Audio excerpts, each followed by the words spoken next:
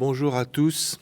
C'est un plaisir pour moi de pouvoir vous parler de cette science œcuménique aux côtés de Anne-Marie Reinen et de Richard Escudier.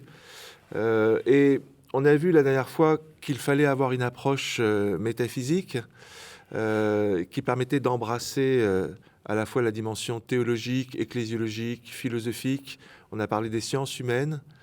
Et ça me donne maintenant la possibilité de faire un pas de plus en essayant d'expliquer à quoi peut ressembler une métaphysique œcuménique.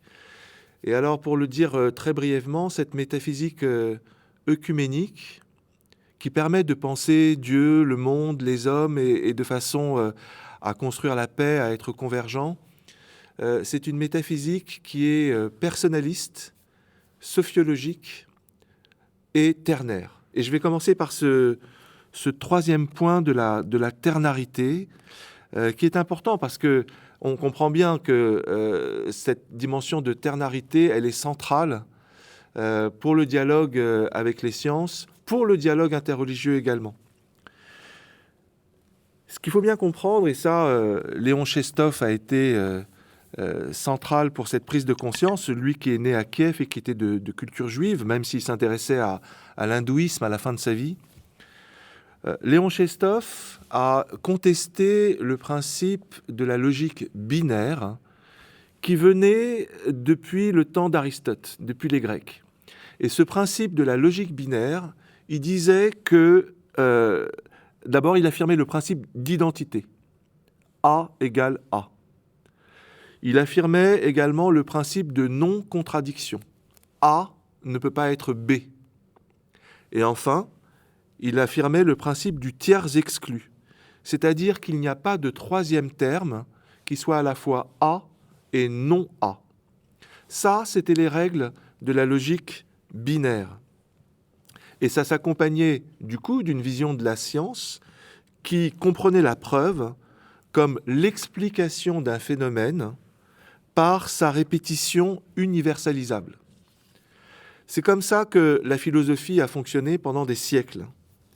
Mais pour Chestov, cette logique binaire, elle ne correspondait pas à l'expérience profonde de l'homme qui apparaît dans toutes les traditions religieuses.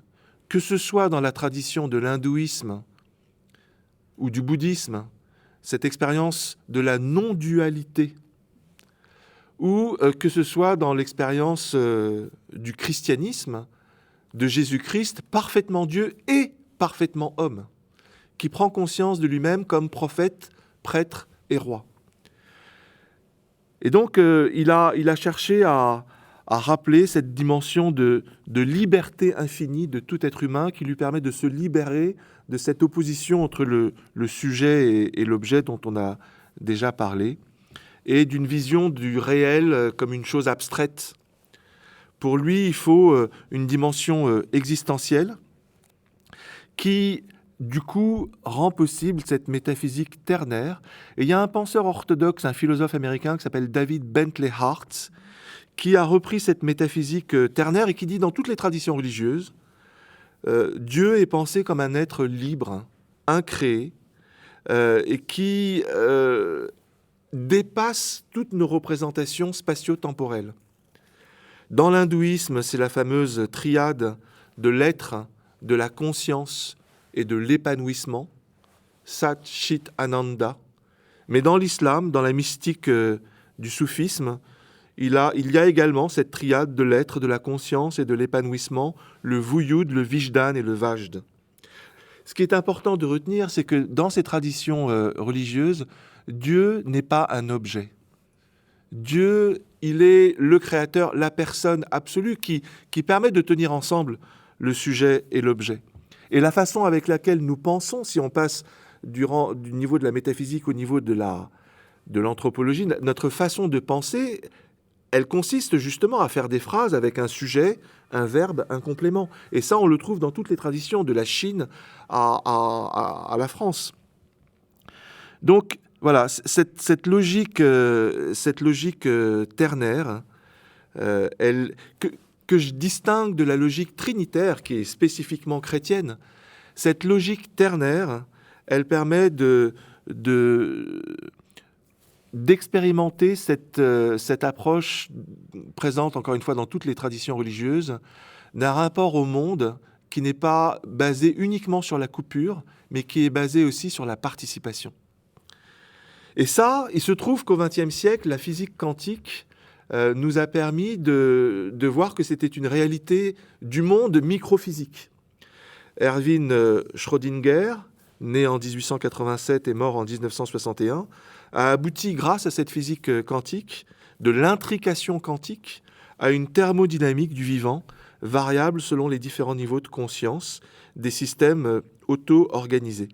Ça a été repris par un penseur d'origine roumaine qui s'appelle Stéphane Lupasco, qui a publié en 1970 un livre qui s'appelle « Les trois matières » et qui explique qu'en fonction des niveaux de réalité et en fonction des niveaux de conscience, eh bien, il y a des réalités différentes. Par exemple, au niveau de la macro-physique, c'est la loi d'entropie qui domine, la loi d'homogénéisation. Tandis qu'au niveau de la réalité vivante, c'est par contre la loi, l'hétérogénéité qui domine, la négantropie, comme dit Lupasco. Tandis qu'au niveau microphysique, et là c'est la découverte de la physique quantique du XXe siècle, les forces d'identité et de non-identité, d'entropie, de négantropie, eh bien s'équilibrent.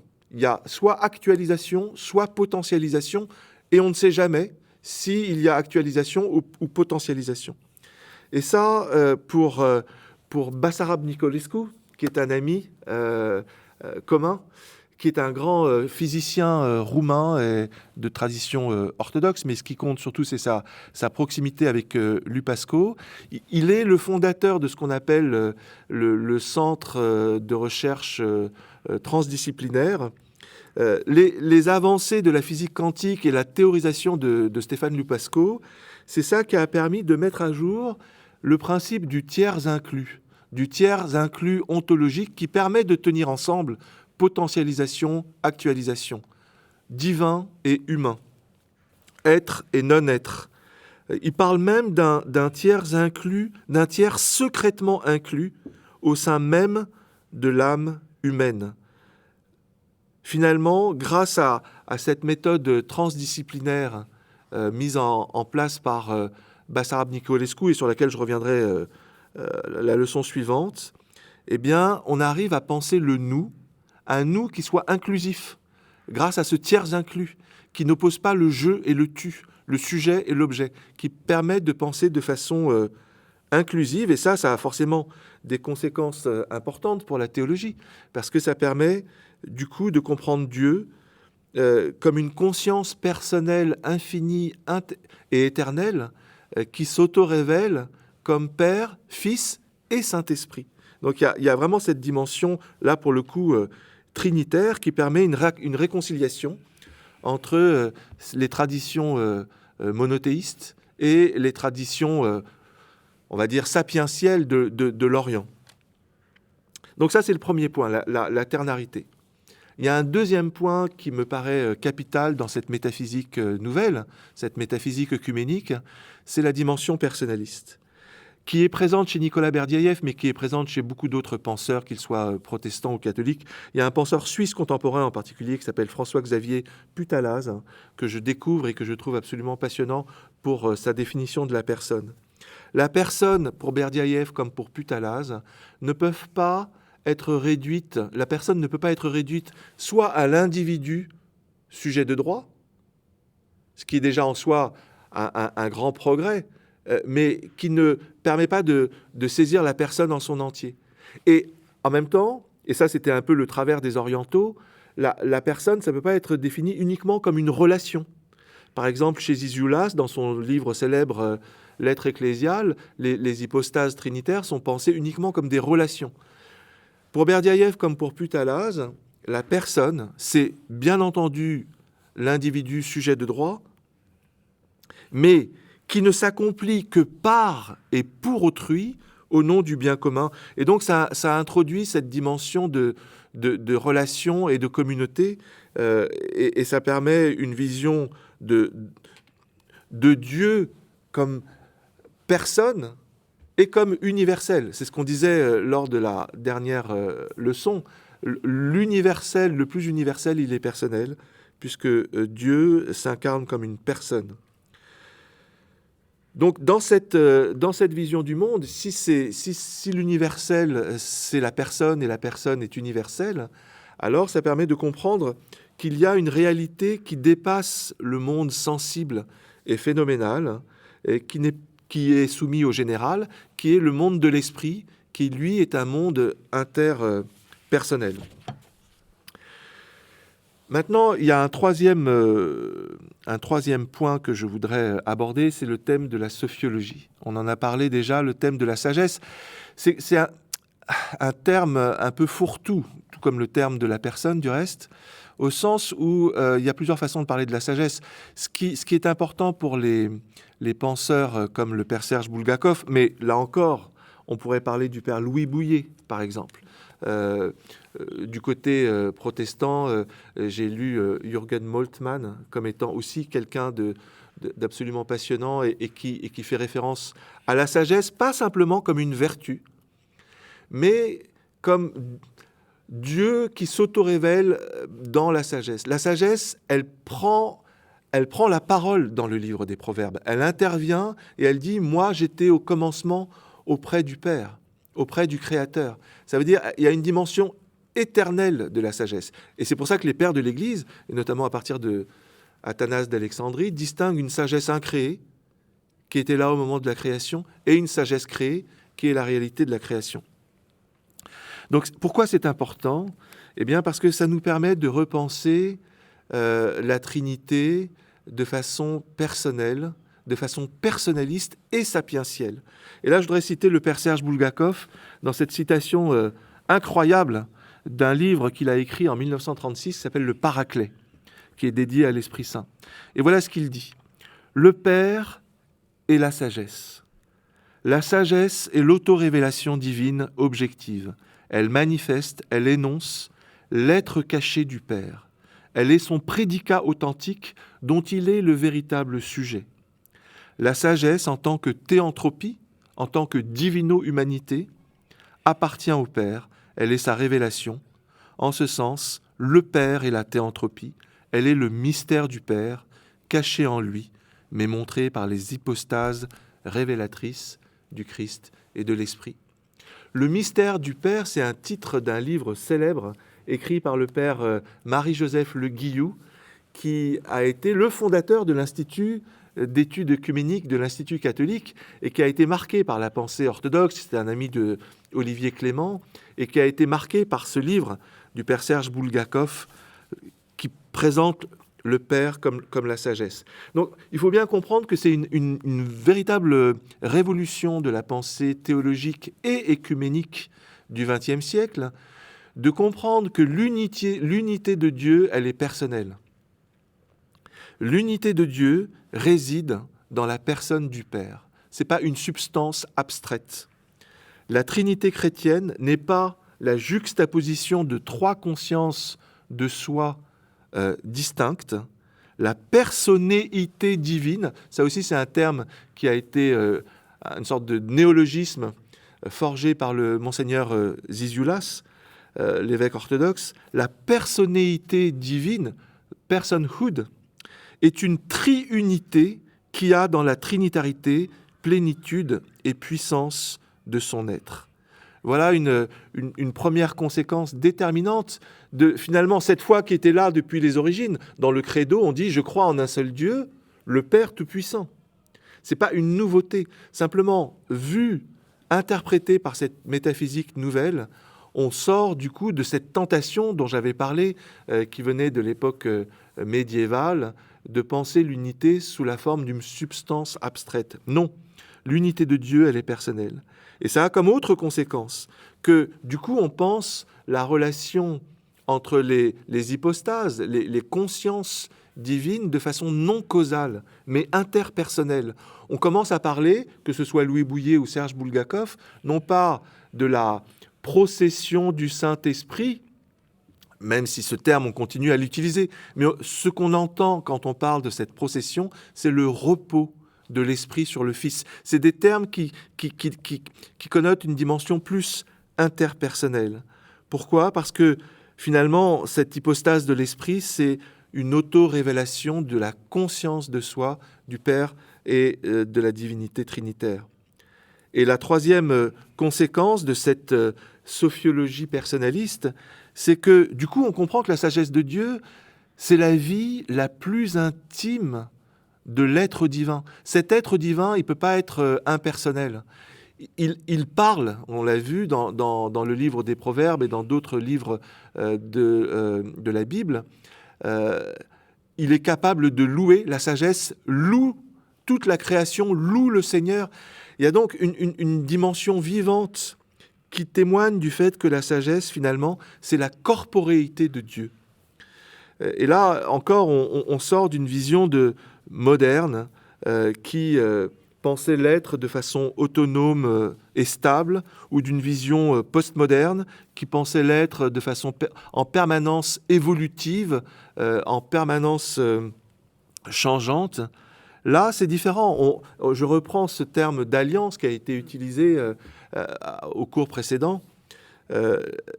Finalement, la sagesse nous montre le projet créateur de Dieu, mais aussi la célébration de son dévoilement dans l'histoire. Toute la divino-humanité qui était chère aux penseurs russes, toute la théanthropie clamée par Vladimir Soloviev en particulier, c'est cette rencontre entre sagesse créée et sagesse incréée. Voilà ce que je voulais dire sur ces principes de ternarité, de personne et de sophiologie. Et je donne donc maintenant la parole au Père Richard Escudier. Viens, Esprit Saint, remplis le cœur de tes fidèles, allume en eux le feu de ton amour.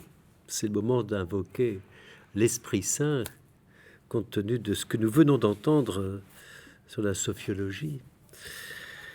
Mon propos, d'ailleurs, va dans le sens de ce que nous venons d'entendre, et mon entretien sera un peu comme la conséquence, mais au plan œcuménique, de cette logique ternaire, personnaliste et sophiologique.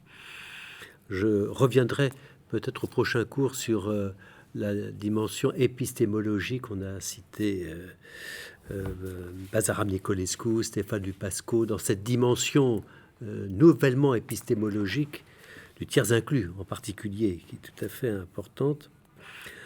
Pour ma part, je m'appesantirai sur l'encyclique Utulum Sint, qui est comme je dirais la traduction plus récente, datant de 1995 quand même, mais plus récente que le Concile Vatican II, de ce mouvement œcuménique et de son insertion profonde dans le paysage catholique. Utulum Sint de Jean-Paul II évoque les différents points essentiels d'une mise en application de l'œcuménisme. Et c'est en cela que cela m'intéresse, parce que cette logique ternaire, personnaliste et sophiologique, elle se retrouve dans la manière dont nous vivons précisément nos appartenances d'abord respectives, mais aussi notre lien avec les autres confessions.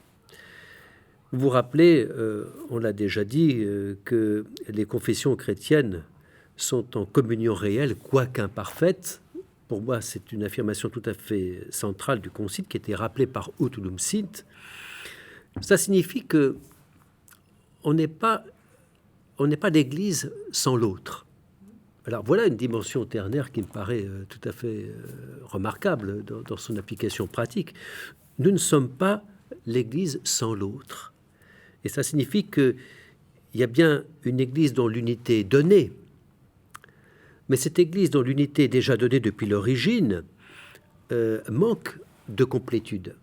C'est une expression qui me vient d'un auteur orthodoxe. Elle manque de complétude. C'est-à-dire que tant que les Églises restent séparées, eh bien, il y a quelque chose de cette complétude qui n'est pas rendue, qui n'est pas réalisée. Et la conviction que le baptême nous est commun ouvre évidemment le chemin du dialogue. Deuxième considération, la conversion. La conversion est essentielle parce que la recherche de l'unité concerne tout baptisé. Tout chrétien est partie prenante de ce mouvement œcuménique. Et l'urgence de la mission doit être ressentie. Est-ce que nous ressentons comme un scandale le fait que nous ne soyons pas encore unis dans un unique corps, dans une unique pratique sacramentelle? Est-ce qu'il n'y a pas là comme un scandale pour la mission? D'ailleurs, on se rappelle que le mouvement œcuménique s'est largement enraciné dans le souci de la mission, d'ouvrir le Christ aux populations qui ne le connaissent pas, ce qui n'est pas possible si on reste divisé. Est-ce qu'on se scandalise qu'il y a encore des incompréhensions réciproques, des ignorances, qu'on ne se connaisse pas, qu'on ne se rencontre pas, les préjugés? Prie-t-on assez? Est-ce qu'on prie suffisamment ensemble pour l'unité? Est-ce que les mentalités ont suffisamment évolué? Les peuples eux-mêmes ont-ils suffisamment évolué pour que cette exigence, cette urgence œcuménique soit ressentie? Est-ce que les catholiques cherchent à mieux connaître les autres traditions? Est-ce que les orthodoxes, les protestants regardent l'Église catholique au-delà des déchirures historiques qui sont incontestables et qu'il faut toujours garder en mémoire comme une réalité, mais à dépasser précisément? Trouver l'unité à travers la diversité. On a déjà cité cette expression que rappelle Utunum Sint, c'est-à-dire accepter dans les divisions ce qu'il y a de fructueux en enlevant ce qu'il y a en elles d'empoisonné et obtenir justement de la diversité quelque chose de positif. Alors là, effectivement, on n'est pas dans le binaire. On n'est pas dans la logique du principe d'identité ou de non-contradiction qu'Antoine rappelait tout à l'heure et qui risque toujours de bloquer le dialogue et qui risque toujours de nous figer sur nos traditions. Tandis que accepter dans les divisions ce qu'il y a de... ce qui n'est plus séparateur, précisément, c'est le mouvement. On y reviendra.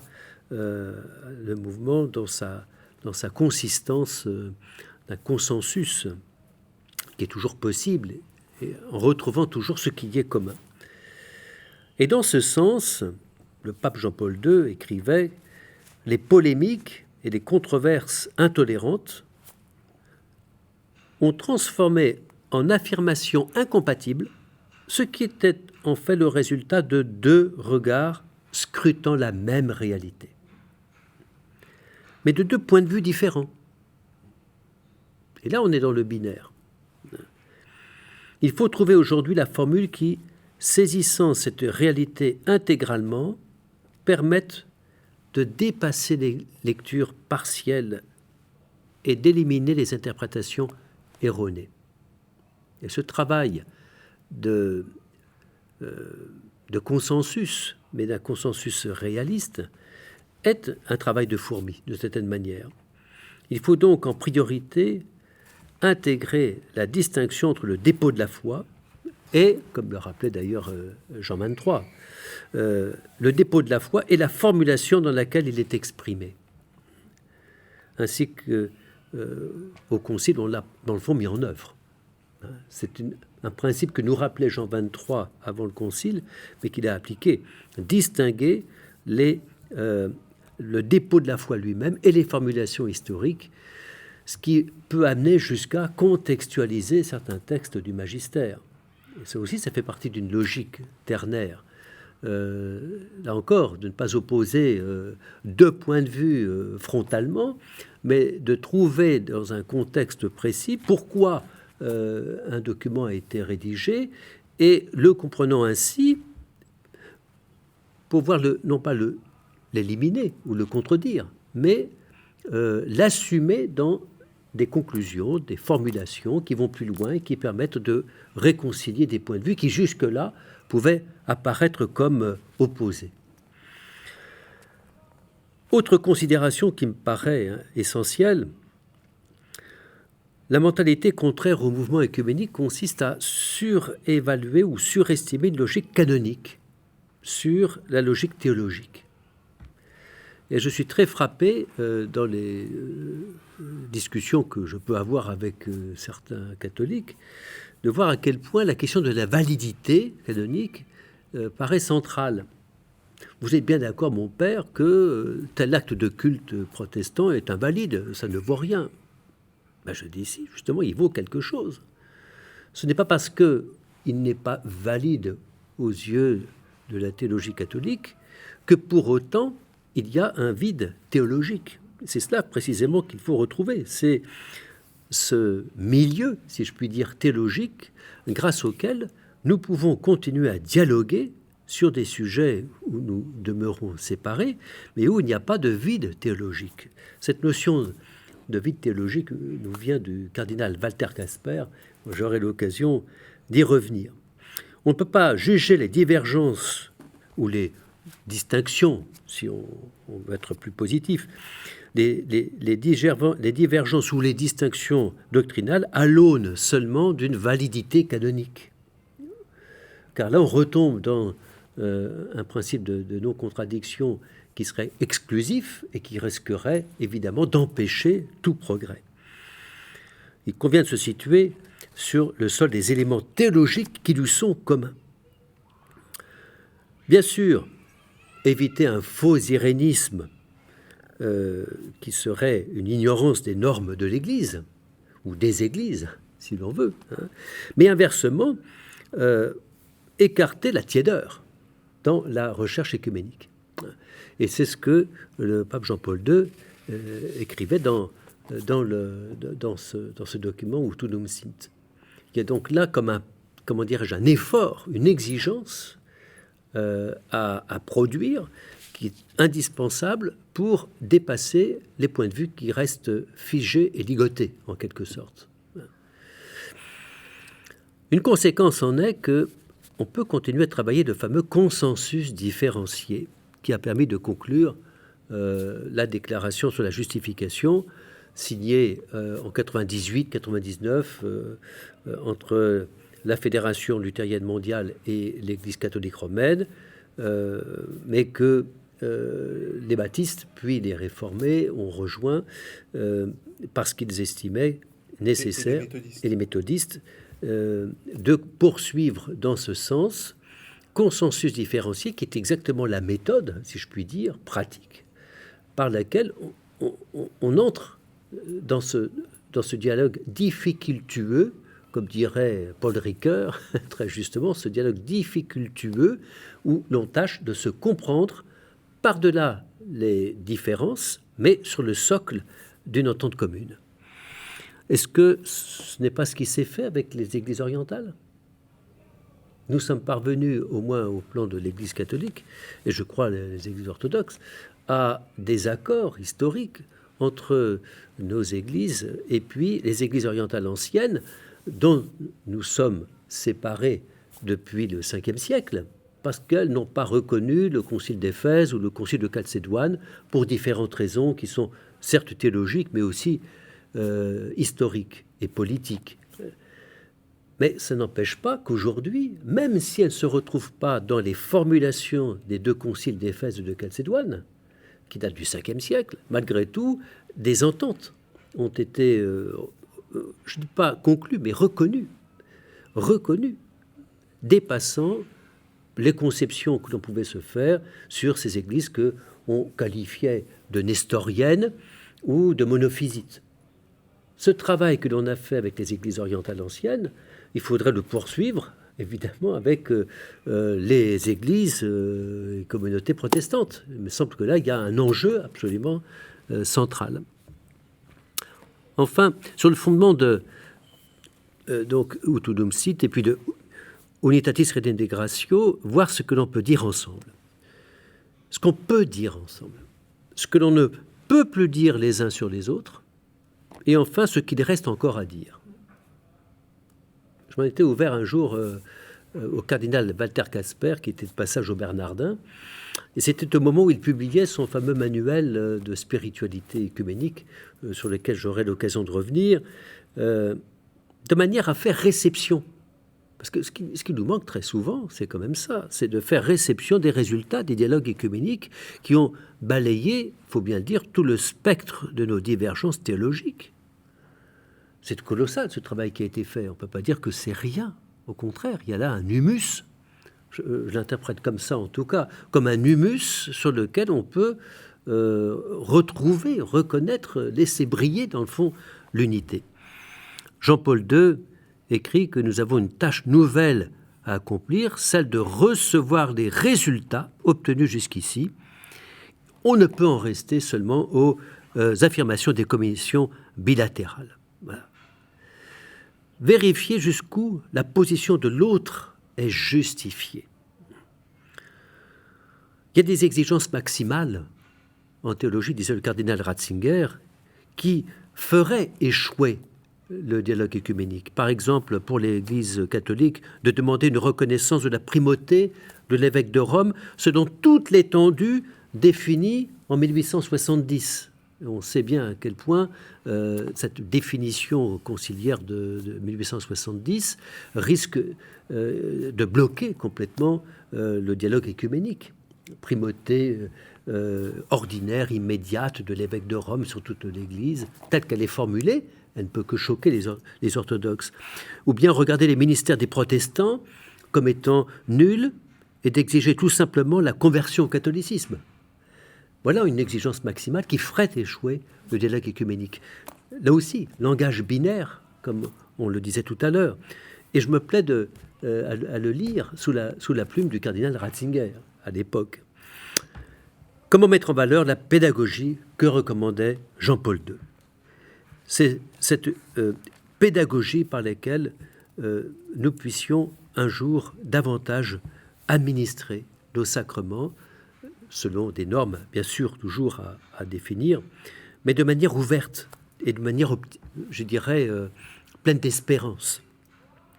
Enfin, l'œcuménisme spirituel qui ouvre je dirais, une espérance eschatologique. Nous aurons l'occasion aussi d'y revenir. Ce n'est pas en me disant « Seigneur, Seigneur » qu'on entrera dans le royaume des cieux, mais en faisant la volonté de mon Père qui est dans les cieux. Merci Richard. Et merci de faire référence à ce texte, cette encyclique magnifique du pape Jean-Paul II, qui date de 1995, et dont tu disais que toi, tu avais eu la chance de rencontrer, que tu avais même servi la messe avec le pape Jean-Paul II. Donc, on apprécie d'autant plus cette référence. Anne-Marie Reinen. Dans le cours précédent, j'avais fait mention des traductions en latin des mots hébreux et grecs pour l'alliance. Donc, en latin, ça donne 3 synonymes, pactum, testamentum et fidus. On est donc dans un monde juridique. On est dans le monde de la transaction, du contrat. Ce qui va déterminer l'attitude occidentale majoritaire en théologie, c'est de voir l'être humain comme un partenaire face à face avec le Dieu de l'Alliance, donc qui a conclu un pacte avec cet être humain. Alors cet accord, ce resserrement sur la réalité juridique a permis d'un côté le grand accord doctrinal donc du tournant du millénaire, donc 1999, mais en même temps, peut-être n'est-il pas le seul mode d'envisager la relation de l'être humain avec le divin. Peut-être que le juridique, qui va donc permettre de comprendre la rédemption comme le rachat d'un esclave, donc par le péché, il est tombé dans les grappins de Satan, il faut en délivrer, c'est la solution d'Anselme. Le protestantisme est largement marqué par cette vision qui est finalement un dialogue entre Dieu et l'être humain, entre le Rédempteur et celui qui doit être sauvé. Or, c'est donc une caractéristique de l'Occident, mais qu'elle ne nous conduise pas à la pensée absolue et indispensable, unique. Il est d'autres manières aussi de concevoir le rapport avec le divin. L'Orient, le monde de l'orthodoxie nous le rappelle, c'est plutôt alors la vision, la théoria, c'est la vie mystique, c'est la voie négative, c'est la théologie apophatique. Et donc, il est important que notre propre identité, notre héritage, qui, en tant qu'occidentaux, reste dans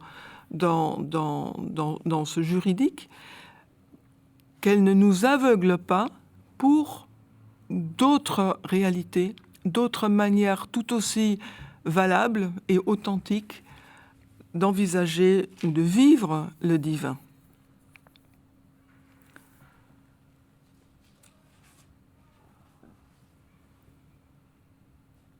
Je veux donc aborder maintenant un penseur très étrange, dérangeant, illustre et peu connu, et qui mérite vraiment d'être lu bien davantage. Il s'appelle Raimon Panikkar. Son prénom est catalan, son patronyme est indien. Il est de père indien et de mère catalane catholique. Alors, est-ce que ça fait une personne moitié catholique, moitié hindoue? Panikkar, en tout cas, répond non. Il est entièrement l'un et l'autre. Il est à la fois chrétien et oriental au sens de hindou et bouddhiste. Panikkar est né en 1918. Il a eu une belle longévité. Il est décédé en 2010. Il a été ordonné prêtre en 1946 et son activité se déploie, ça vaut la peine d'être souligné, sur 3 continents. L'Europe, y compris la Grande-Bretagne, puisqu'il va donner les Gifford Lectures à Édimbourg, en Écosse. Les États-Unis également, puisqu'il va beaucoup enseigner à Harvard. Et finalement, l'Inde. Alors, il dit ceci. C'est Panikkar qui parle. Je suis parti chrétien en Inde en 1954. Je me suis découvert hindou et reviens bouddhiste sans avoir cessé d'être chrétien. Panikkar, pour ses commentateurs, est un penseur du second âge axial. Prenons un instant pour nous être d'accord sur ce que c'est qu'un âge axial.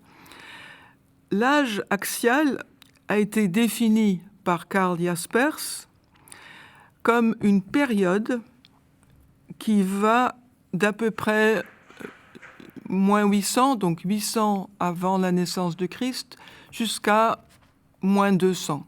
Donc il s'agit de 6 siècles qui sont maintenant définis comme l'âge axial, c'est-à-dire un âge, une période historique où il y a une émergence frappante de religion et d'une nouvelle conscience. C'est en effet le moment où émerge le zoroastrisme perse, l'hindouisme védantique, donc les Védas, le bouddhisme et le jaïnisme en Inde. C'est aussi les prophètes juifs, bibliques, Amos, et les grands prophètes Ésaïe et Jérémie. C'est aussi en Grèce la phase socratique, platonique, aristotélicienne, à Athènes. Ce sont les grands maîtres de la tradition chinoise, Lao Tse, Confucius et Mencius. cette émergence, convergence synchronique a de quoi faire réfléchir. Les caractéristiques définies par Karl Jaspers de cet âge axial sont la conscience personnelle plus nette, qui se manifeste plus clairement, une conscience auto-réflective, donc dirigée vers l'intérieur, et dirigée vers l'extérieur, la responsabilité morale. Jaspers voyait poindre l'aube d'un second âge axial. La caractéristique de ce second âge axial serait la rencontre de centre avec centre, donc la rencontre de centre avec d'autres centres. Et Panikkar peut être considéré comme représentant ce nouveau mouvement, puisque chez lui se rencontre non pas un seul centre qui réfléchit sur lui-même, ce qui est déjà beaucoup pour la majorité d'entre nous. Non, chez lui, on a 4 centres qui sont en perpétuel dialogue dynamique. C'est en effet le christianisme, c'est l'hindouisme, c'est le bouddhisme et c'est la science moderne. Car Panikkar, véritable polymathe, comme on dit en anglais, a aussi un doctorat en chimie.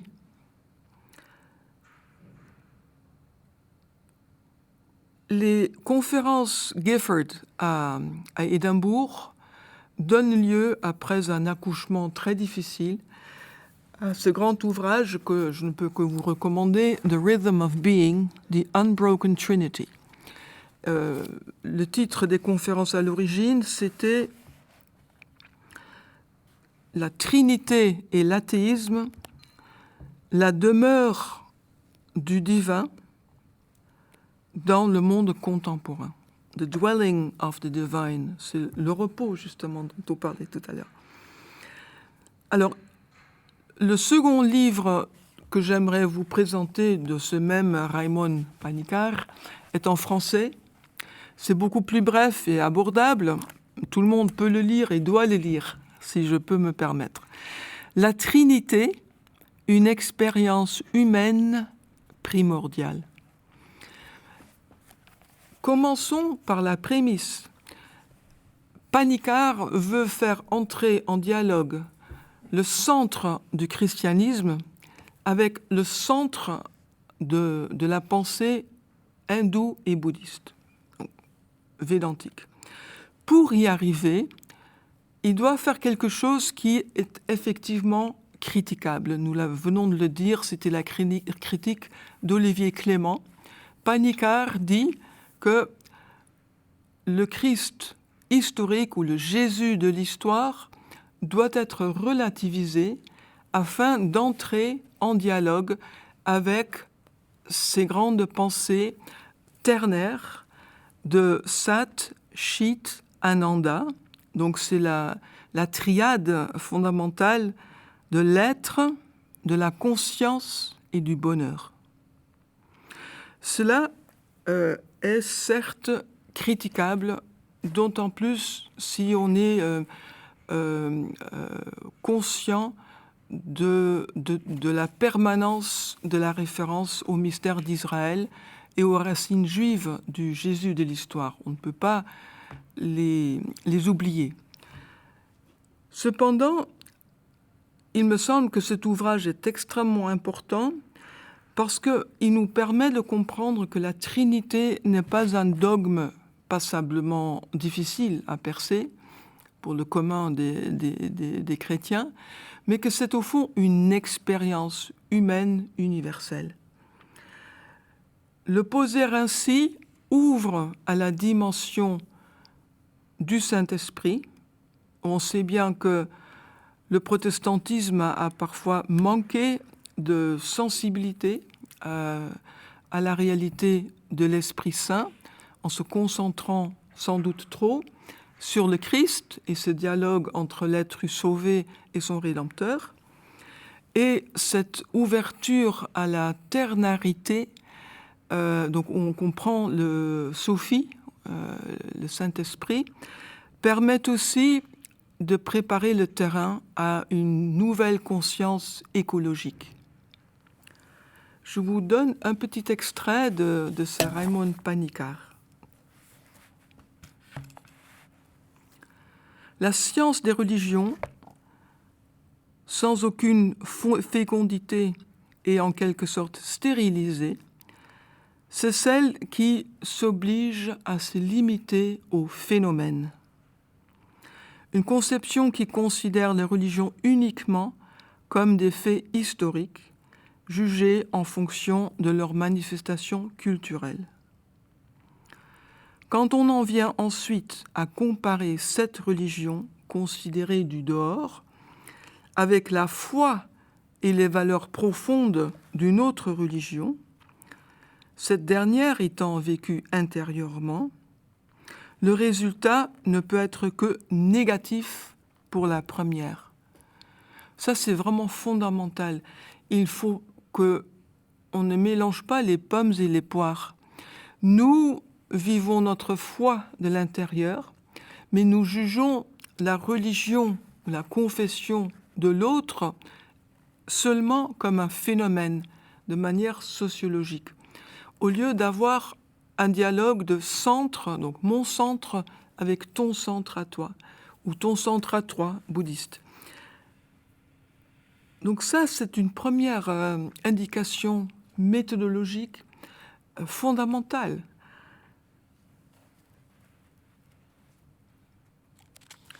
D'autre part, hélas, on retrouve cette richesse du parcours biographique de Panicard. Si l'on vit sa propre religion avec foi et de l'intérieur, est-ce que l'on se trouve dans l'obligation de refuser ou de contredire les autres religions? Point d'interrogation. C'est sans doute une chose à laquelle on a voulu acculer Raymond Panicard en disant « choisis, tu ne peux pas être à la fois catholique et hindou et bouddhiste et scientifique ». Or, il dit que le dialogue contemporain, pour être sincère, ne nous oblige pas à abandonner ou à mettre entre parenthèses toutes nos propres convictions.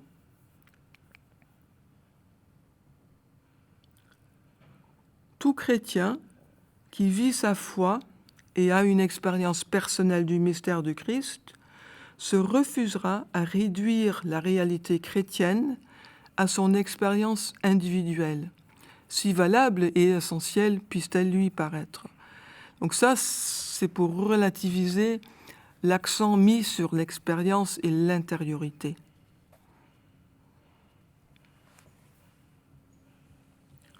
La distinction entre essence et forme, pour terminer, est de nos jours vitale. C'est-à-dire, j'anticipe sur un cours prochain, nous ne croyons pas en la doctrine de la justification par la foi seule. Nous croyons au Christ. Et confondre la croyance à la doctrine, c'est-à-dire les mots que prend cette réalité, et confondre cela avec l'appel absolu ultime de la foi, c'est une grande erreur, comme le montrera Georges Lindbeck, dont nous parlerons dans un cours à venir.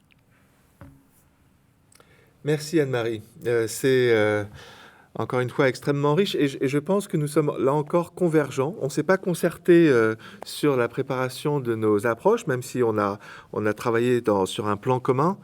Mais le fait qu'on découvre cette ternarité dans les différentes présentations que nous avons, ce sens de la personne, ce sens de la sagesse, ça nous permet de proposer une nouvelle approche. Alors, je ne sais pas si, Richard, tu veux réagir à Panicard. Est-ce que tu connais Panicard? Est-ce que tu as eu déjà cette expérience de le lire? Je connais mal Panicard. Je l'ai un peu découvert à vrai dire, grâce à ton essai de métaphysique écuménique, parce que tu le cites avantageusement, notamment sur le monisme. On aura l'occasion d'y revenir.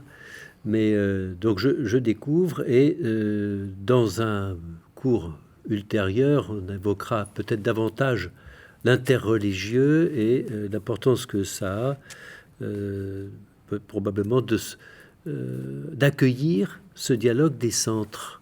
Alors ça m'intéresse énormément. Partir du centre de sa propre conviction pour rejoindre le centre de la conviction de l'autre, en dépassant le plan simplement phénoménal, extérieur, sociologique, et qui est toujours immobilisant, c'est-à-dire le phénomène religion. Si respectueux que je sois de la religion, on aura l'occasion de le redire, mais nous ne sommes pas les croyants du fondateur de la religion chrétienne. Nous sommes les croyants dans le Christ, le Verbe incarné. Et donc, je crois que ça reste quelque chose de très important et probablement une découverte de notre mouvement écuménique récent. C'est dépasser les frontières, ou renoncer à penser que notre vérité s'identifie à des frontières. Et Anne-Marie, donc le père Richard Escudier a parlé de Ut unum sint. Oui. Quelle a été la réaction dans le monde protestant? Est-ce que ça a été applaudi? Est-ce qu'il y a eu un dialogue qui s'en est suivi? Quelque part, c'était une encyclique extrêmement importante parce que le pape acceptait aussi une discussion sur sa place dans l'Église. C'est-à-dire, il est l'héritier de Pierre, mais ça ne veut pas dire pour autant qu'il doit tout diriger. Comment tu réagis? Alors, vous savez que la gouvernance dans la famille d'églises protestantes est très, très diverse. Dans le monde anglican, ce qu'on appelle l'épiscopat historique est l'un des 4 pieds sur lesquels tient la table du quadrilatéral. Donc, a priori... D'ailleurs, si je peux me permettre, tu as parlé à plusieurs reprises du quadrilatère de Lambeth. Oui. Ça, c'est quelque chose qui date de la fin du 19e siècle. Oui. Et qui, encore une fois, c'est quoi ce quadrilatère? Alors, le quadrilatère, c'est la souveraine autorité des Écritures. C'est, en 4e lieu, donc cet épiscopat historique. Entre les deux, on a le credo. Donc, dans le Chicago Lambeth, on met Chicago avant, normalement, c'est la conférence de Lambeth, donc en Angleterre. Mais ici, les épiscopaliens rappellent que ça a été signé en 1898 à Chicago. On donnait seulement le symbole des apôtres. Et on ajoute 2 ans plus tard à Lambeth, donc c'est le 3e pied, c'est la confession de foi de Nice et Constantinople. Donc on a les deux. En réalité, la Réforme a accepté aussi celui d'Athanase, qu'on n'utilise jamais. Mais donc les confessions de foi écuméniques, datant des conciles écuméniques, et et le 4e pilier, c'est les Écritures, j'imagine. Alors c'est le premier. Il y a quand même... Donc c'est une table qui ne serait pas tout à fait d'aplomb, parce que l'ordre n'est pas indifférent. On commence par l'autorité des Écritures, desquelles on dit qu'elles contiennent tout ce qui est nécessaire au salut, ce qui ne veut pas dire que toutes les Écritures ont exactement le même poids. Elles contiennent tout ce qui est nécessaire aux Écritures. Donc ça permet une lecture, disons, canonique, où on peut avoir un canon dans le canon. Par exemple, dans le socialisme religieux, c'est clair que les petits prophètes, comme Amos, justement, ont une place prépondérante, beaucoup plus que le livre du Lévitique. Bon. Et donc ce quadrilatère de Lambeth, c'est ce qui permet à la fois de dire la vérité et aussi de penser la gouvernance. C'est pour ça que tu le citais tout à l'heure, quand tu voulais réagir. Oui. Et donc cette gouvernance... finalement, c'est ce qui permet d'accompagner l'autorité de l'évêque de Rome. Mais est-ce que cette autorité de l'évêque de Rome peut être reconnue d'un point de vue, par exemple, anglican? Dans le monde protestant, on est ouvert à un ministère d'unité, mais ces ministères d'unité, il est difficile qu'il soit seulement pétrinien. Donc ça reste quand même une grande pierre d'achoppement. Alors que le baptême, donc depuis les accords de Lima, le baptême et l'Eucharistie sont beaucoup moins problématiques, surtout le baptême, je dois dire. La question des ministères reste très difficile. Aussi parce que nous avons dans le monde protestant, alors ça diffère dans les différents pays, la date n'est pas la même partout, mais nous avons des femmes pasteurs. Et donc dans le monde anglican, beaucoup d'ailleurs maintenant d'évêques femmes. Donc ça, c'est une richesse pour nous, et je pense une difficulté pour Rome. Donc il n'y a pas que Rome qui pose des problèmes, il y a aussi mutuellement des choses qui sont difficiles à accepter, à moins que l'on fasse comme avec les églises gréco-catholiques, qu'on accepte qu'il y ait plusieurs façons de comprendre le clergé, et notamment le célibat du clergé. J'ai cru comprendre qu'il y avait une différence d'approche des ministères entre tradition luthérienne et tradition réformée quant à l'accueil de laïcs, entre guillemets, dans la desserte, je crois, du culte. Car les réformés acceptent de confier à des non-ordonnés ou qui n'ont pas le ministère de pasteur le culte, tandis que les luthériens ne vont pas jusque-là, et donc ne confient le culte qu'à des pasteurs ordonnés. Alors le culte, pas la prédication. Oui, je parle mais du la culte. Sainte Seine. Or, on peut avoir beaucoup de cultes sans Sainte Seine, ça peut étonner. Mais vous savez qu'il y a des églises protestantes où on célèbre la Sainte Seine 4 fois par an. Oui. Seulement. Ce qui était le cas au 19e, beaucoup. Oui. Hein. Pour revenir sur la question de la primauté de l'évêque de Rome, je pense que l'Église catholique a fait du chemin aussi avec Jean-Paul II pour autoriser une réflexion sur sa place. Et le pape François aujourd'hui, il rentre dans ce chemin de synodalité. Ça veut dire aussi de reconnaissance des églises locales. Complètement, oui. Voilà. Ça, je crois qu'on peut le confirmer. Pas suffisamment. Car si on veut mettre vraiment en pratique ce que Vatican II a posé en matière de collégialité, il faudra aller plus loin dans la parité des évêques, si vous voulez, tout en reconnaissant la charge de juridiction de l'évêque de Rome. Mais là aussi, il faut contextualiser le dogme. Ce que signifie le dogme, c'est que le pape n'est pas dépendant d'une majorité. Ce n'est pas une démocratie au sens parlementaire. Il y a une liberté du magistère du pape. Ce qui ne veut pas dire qu'il agit sans la tradition. On aura peut-être l'occasion d'y revenir, mais les conditions d'exercice de la faillibilité, par exemple, sont des conditions très contraignantes. Mais il est certain que l'extension de la primauté du pape au plan de la juridiction plénière, immédiate, ordinaire sur l'ensemble de l'Église universelle est une qualification, une formulation qui ne peut que heurter la tradition orthodoxe. Et je pense que le pape Jean-Paul II avait ça dans l'esprit lorsqu'il avait mis dans la balance, en quelque sorte, la mise en discussion des conditions d'exercice, c'était cela son vocabulaire, des conditions d'exercice du ministère pétrinien. Donc ne pas renoncer à ce ministère, oui, il y a une plénitude, mais en même temps, elle ne s'exerce pas n'importe comment, bien entendu. Il faut satisfaire aussi les exigences de parité épiscopale, telle que l'orthodoxie l'entend. Antoine, je voulais juste ajouter à cela, ce qui fait problème, ce n'est pas la primauté. Avoir quelqu'un primus inter pares pour servir une fonction, par exemple modérateur. Nous le voyons à la fois dans l'Église presbytérienne, nous le voyons chez les anglicans, nous avons un primat, un presiding bishop, qui a donc cette fonction de primauté. Mais je pense que ce qui fait problème, c'est que ce soit une fonction dévolue à une seule personne jusqu'à la mort de cette personne. Jusqu'il y a peu, c'était le modèle pétrinien.